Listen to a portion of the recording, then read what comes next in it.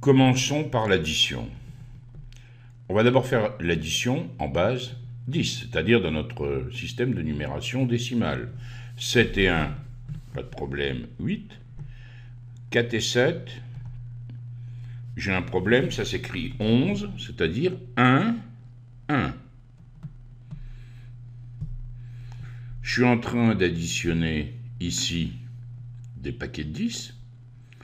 Donc ça me donne un paquet de 10 et un paquet de 100 en fait. Donc ici j'écris le dernier chiffre, 1, et la retenue. 3 et 2, 5 et un 6.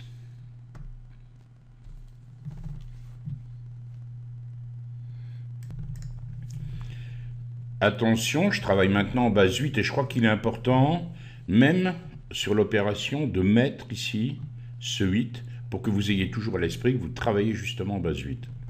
Qu'est-ce que ça veut dire en base 8 ? 3, 4, 7 en base 8. Je fais des paquets de 8, je fais plus des paquets de 10. Ça me fait 7, plus 4 fois 8, 4 paquets de 8, plus 3 fois 8 au carré. Bon, en ce qui concerne l'addition, 7 et 1, 8. Alors attention, quand j'ai 8, en fait, en base 8, ça me donne un paquet de 8 et il reste 0 unité. Donc, le nombre que je vais écrire, c'est un 0. Je prends le dernier chiffre comme tout à l'heure, ça me fait 0. Et je retiens un paquet de 8. 4 et 1, 5 et 7, 12. 12, attention, là je parle en base 10, je vais transformer en base 8, ça fait un paquet de 8 et il en reste 4. J'écris 4, qu'est-ce que je retiens ? 1. 1 et 3, 4. 4 et 2, 6. Donc, en base 8, cela me donne bien 6, 4, 0. Pensez surtout simplement, toujours, dans quelle base vous travaillez. Vous êtes là, en base 8, vous passez votre temps à faire des paquets de 8. Parlons maintenant de la soustraction. Je garde volontairement les mêmes nombres. Bon, au départ, 7 moins 1, 6, j'ai pas de problème. J'ai maintenant 4 moins 7 ou 7 au t de 4, c'est impossible. Qu'est-ce que je fais ? Je vais vers le 3 ici, mais le 3, c'est pas des paquets de 10, c'est des paquets de 100, on est d'accord. Quand je suis dans cette colonne, on est bien d'accord que ce sont des paquets de 10. Donc, quand je prends en vérité un paquet de 100, ça correspond à combien de paquets de 10 ? À 10. Donc, vous avez l'habitude d'écrire un petit 1 à côté du 4 pour que ça fasse 14, mais on oublie d'où ça vient. En fait, ce qui se passe, c'est qu'on a ici 10 paquets de 10 qui correspondent au paquet de 100 qu'on a pris, donc ça nous fera ici bien 14. Et puis, je vais enlever tout à l'heure un paquet de 100 en plus, de manière à rendre ce que j'ai pris. Donc, j'ai 10 plus 4, ça fait 14. 14 moins 7, ça me donne 7. Et puis, 3 moins 3, 0. Je travaille maintenant dans la base 8, avec les mêmes chiffres. Attention, dans la base 8, donc un conseil toujours bien précisé qu'on est en base 8, ça va nous aider à constamment avoir cela en tête.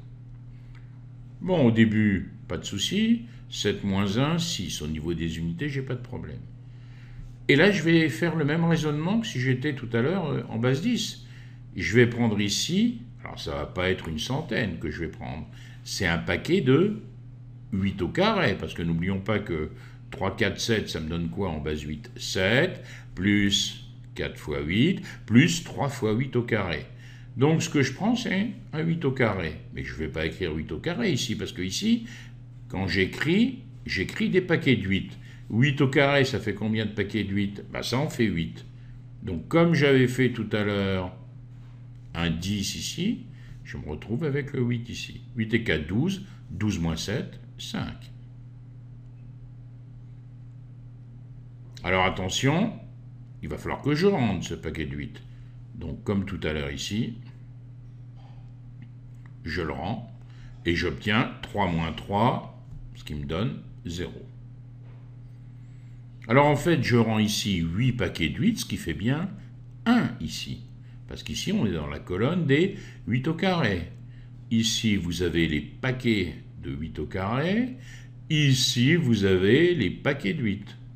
Et puis ici, vous avez les unités, c'est-à-dire comme si on avait des paquets de 8 puissance 0, ce qui n'aurait pas beaucoup d'intérêt. La multiplication pose en général moins de problèmes que la soustraction. Quand je suis dans mon système décimal, vous connaissez bien la méthode, 4 x 7, 28, 8 et je retiens 2, 4 x 3, 12 et 2, 14. 2 x 7, 14, 4 et je retiens 1, 2 x 3, 6 et 1, 7. Bon, je fais mon addition, 4 et 4, 8, 7 et 1, 8, je trouve 888. Alors, je vais travailler maintenant en base 8. 37 en base 8, multiplié par 24 en base 8, ou 2, 4 en base 8 plutôt. Alors attention, à chaque fois, il faut bien que je réfléchisse. 4 x 7, 28. Est-ce que je suis capable de dire 28, de le transformer, ce 28, en base 8? Je fais des paquets de quoi? Des paquets de 8. J'arriverai à en faire 3. Il en restera 4, parce que 3 x 8, 24 et 4. Donc je fais exactement comme tout à l'heure, mais je ne vais pas poser 8. Je vais poser le dernier chiffre ici, puisque je suis en base 8, c'est 4. Donc ça me fait 4. Et je retiens quoi? Eh bien, je retiens ici 3. Et je continue. 4 x 3, 12.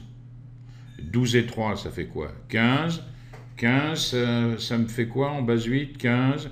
Un paquet de 8 et 7 unités. J'écris 7 et je retiens 1. Bon, j'ai terminé, je mets le 1. Je n'écris rien ici, puisque je vais directement passer au paquet de 8 avec 2, et je continue. 2 x 7, ça fait 14. 14 en base 8, ça me fait 8. 1, qu'est-ce qu'il me reste? 6. J'écris 6, alors attention, c'est en base 8. J'écris 6, et je retiens 1.